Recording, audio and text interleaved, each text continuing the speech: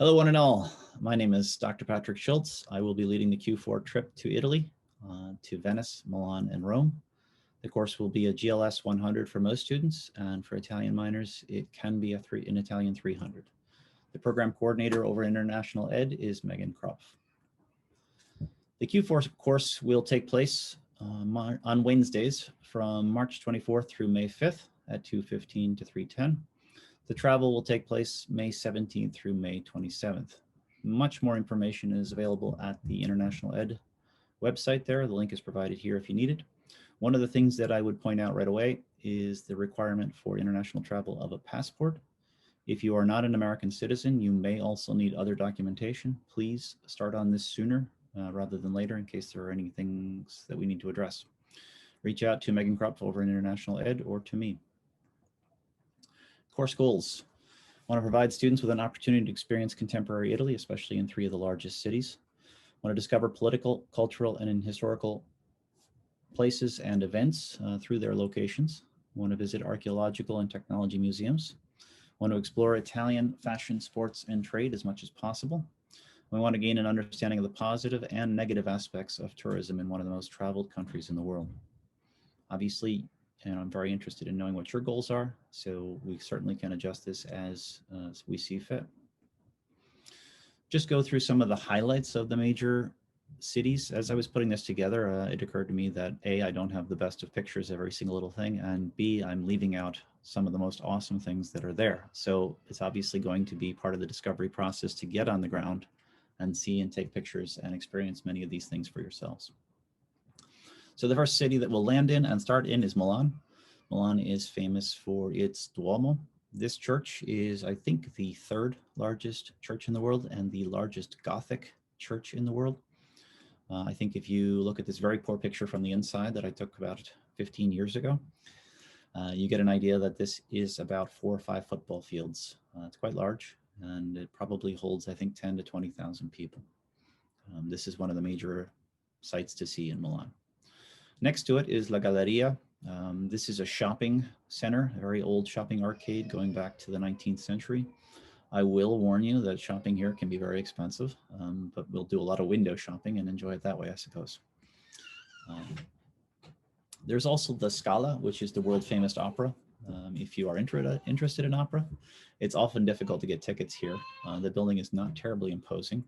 However, the sights from the inside, as well as the operas there, are fantastic.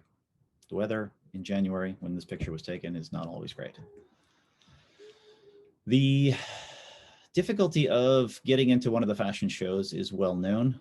However, you will be able to see many events that are more local, that is to say within a particular designer or particular shops that do their own custom work.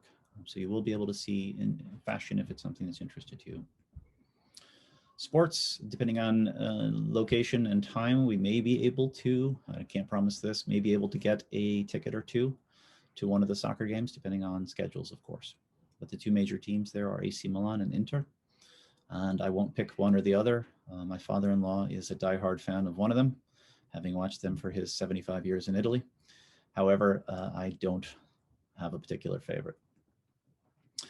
It's about a 2.5 hour train ride to Venice. One of the neat things about Venice is going across a train bridge. So you go across a bit of water and you immediately understand that you're going to a city that's on water. Many sights here again, but one of the most stunning things about Venice is just the shock of walking around a city that's basically on water. So everywhere you look, there's water pretty much, and it's a very interesting feeling. So there are gondolieri. This is the man here. I guess there are now even a few women who are qualified as gondoliera. They push a gondola. One of the interesting things about the gondola is that the boat itself is tilted. The man stands, or the woman, stands on one side. So the boat is actually tilted to one side so that it will only be level when he or she stands on his spot. As you can imagine, the person can only gain a few pounds before they have a problem.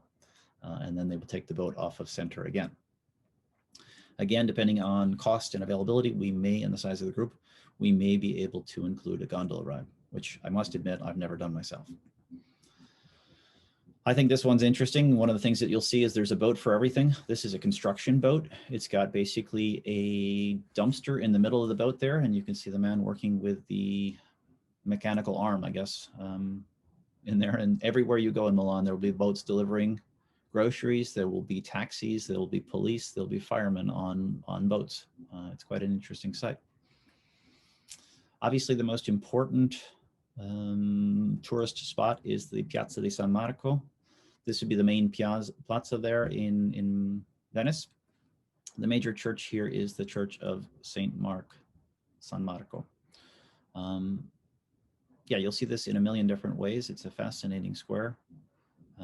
It is always full of tourists, except when there's high water, in which case you'll see the famous pictures of Venice underwater. But that will not be a problem when we're there. It will have long since receded.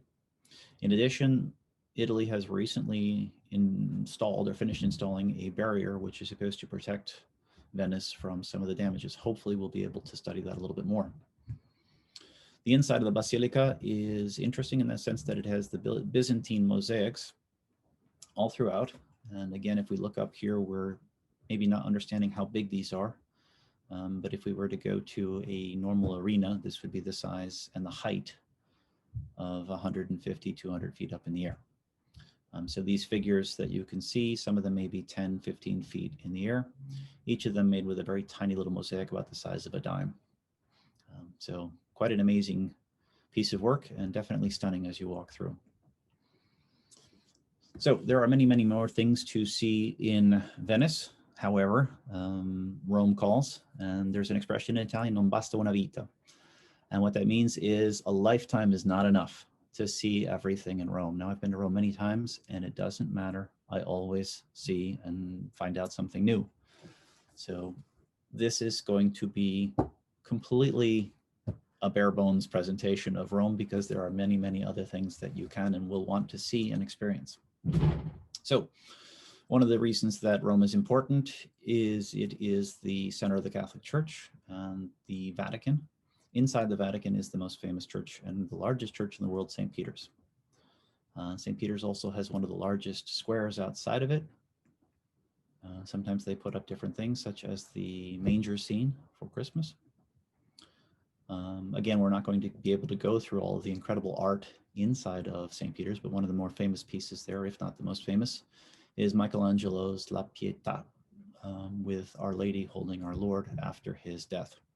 Unfortunately, you can't get too close to this. It now has a bulletproof glass screen all the way around it. I understand that a man jumped over the barrier with a hammer about 20 years ago to attack it. So this is about as close as you can get. Still, from 20, 30 feet away, it's an absolutely amazing masterpiece. We also have the baldacchino. This picture I don't think does it justice. These are, I believe, bronze columns, which hold the cover, so to speak, over the main altar. And again, these are amazing, amazing things. These pictures, again, don't do it justice. It's one of the most stunning things in the world to stand inside of St. Peter's. And I'm trying to find the other picture here real quick. Basically, inside of St. Peter's, one of the other interesting things to see is that they will have markings in the floor as you walk forward. So if you walk up the center aisle, you will find markings for the other great churches in the world. And if you've been to St. Patrick's in New York, I regret to say that St. Patrick's is one of the ones that's closest to the front. That is to say, it's one of the smaller churches in the world. But St. Peter's, being one of the largest, if not the largest, has those markings in the floor of all the great Catholic churches in the world. An interesting little tidbit that not everybody knows about.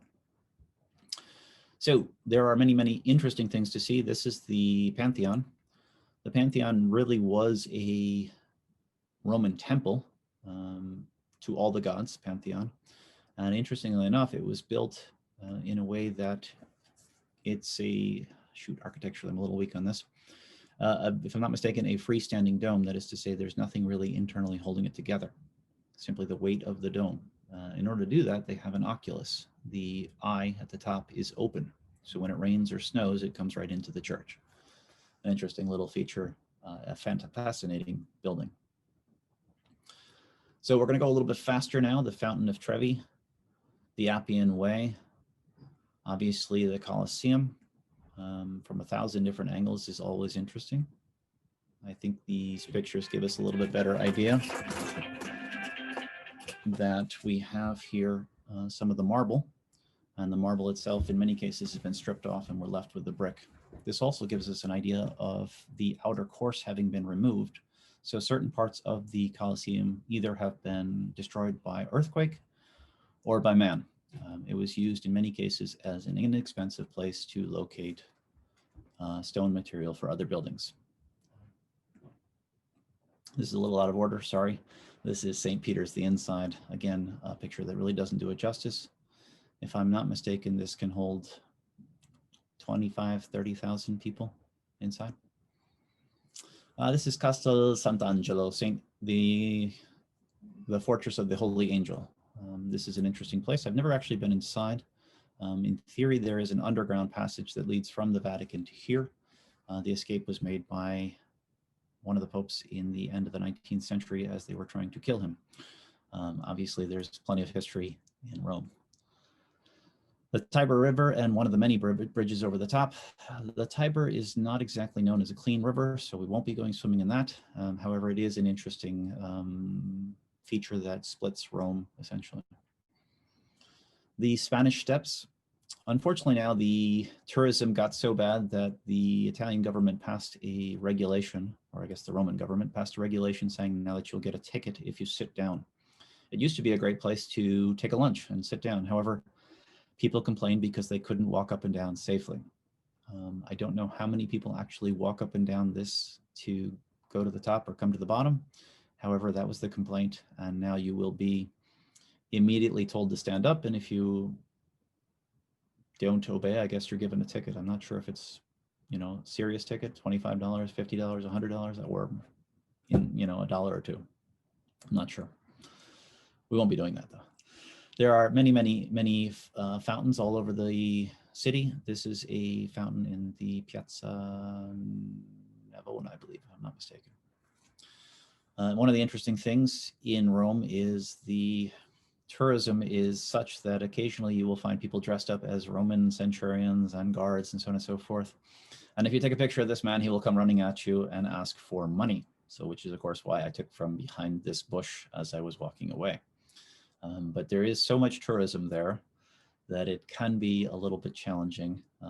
All the same, it's still a fascinating place to walk around. Now, here's a picture of my son doing the little trick that takes an insider's knowledge. Normally, the first time there, you will put your head underneath the fountain to drink out of the fountain as it's coming down. But what you're supposed to do is put your finger and block the fountain so that it backs up through the hole there and makes the little fountain, if you can see that in the picture.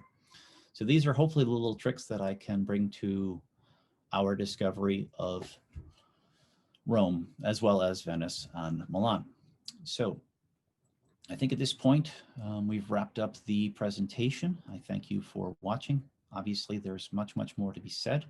I encourage you to reach out to either me, again, Dr. Patrick Schultz, or to Megan Kropf over in International Ed. Grazie e ciao.